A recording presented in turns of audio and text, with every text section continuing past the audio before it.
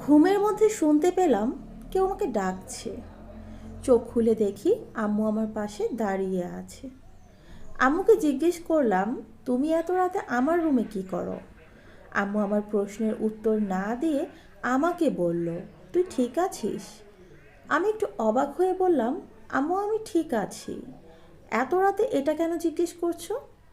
আম্মু আমার কথার উত্তর না দিয়ে রুম থেকে বেরিয়ে গেল।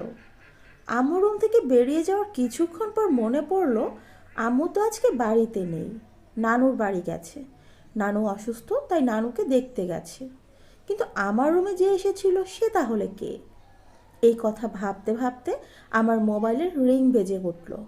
মোবাইলের স্ক্রিনের দিকে তাকিয়ে দেখি আম্মু কল দিয়েছে। মোবাইলে তখন 2টা 3 বাজে।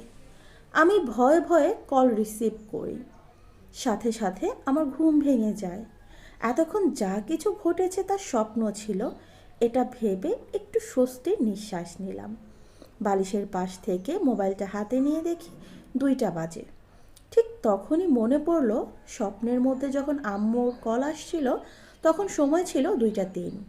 আমি ভাবলাম 3 মিনিট অপেক্ষা করে দেখি কি ঘটে। যেই ভাবনা সেই কাজ।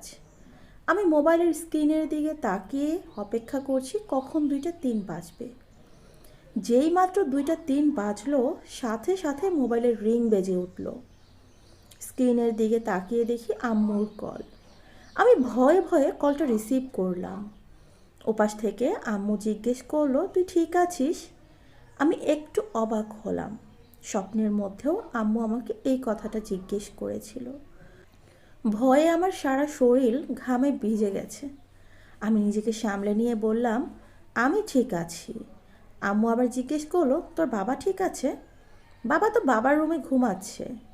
তোর বাবার রুমে গিয়ে দেখ উনি ঠিক আছে কি না। আচ্ছা আমি দেখতেছি। আমার রুম থেকে বাবার রুমে যেতে হলে ডাইনিং রুম হয়ে যেতে হয়।